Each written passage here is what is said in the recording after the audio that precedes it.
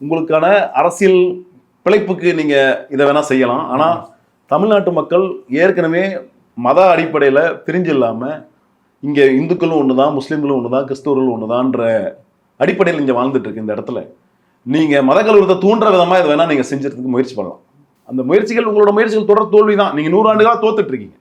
அதனாலதான் உங்களோட பிரதிநிதியா இருக்கிற ஒருத்தரை வந்து அந்த இடத்துல நீதியரசரை அமர வச்சு நீங்க செப்பரேஷன் ஆஃப் பவர்னு ஒன்று இருக்கு. செப்பரேஷன் ஆஃப் பவர் படி ஒரு நீதிமன்ற பாதுகாவலராக இருக்கிற காவலர்ல நீதிமன்ற பாதுகாவலர் அவர்கள சிஆர்பிஎஃப்ல இருக்கிற ப்ரொவிஷன்ல நீதிமன்ற பாதுகாப்புக்காக இருக்கிற சென்ட்ரல் கவர்மெண்டோட போலீஸ் அவர்களை போய் விளக்கேற்றி வச்சுட்டு வான்னு சொல்றது எவ்வளவு பெரிய அபத்தம். அந்த அபத்தம் உங்களோட இந்த வேலை, உங்களோட இந்த குறிக்கோள் எதை நோக்கி இருக்கு அப்படின்னா, எப்படியாவது இந்த மண்ணுல கலவரத்தை தூண்டி விடும். மதுரையை பாதுகாக்கிறது நீங்க தான் பிறந்திருக்கீங்களா?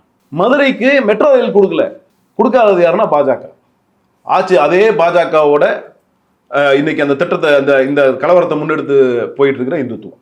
மெட்ரோ ரயிலுக்கு குரல் கொடுங்க. விமான நிலைய விரிவாக்கம் கேட்டுட்டு இருக்கோம், விமான நிலைய விரிவாக்கத்துக்கு குரல் கொடுங்க. சர்வதேச விமான நிலையமா மாத்துங்க மதுரை விமான நிலையத்தைன்னு கேட்கிறோம்.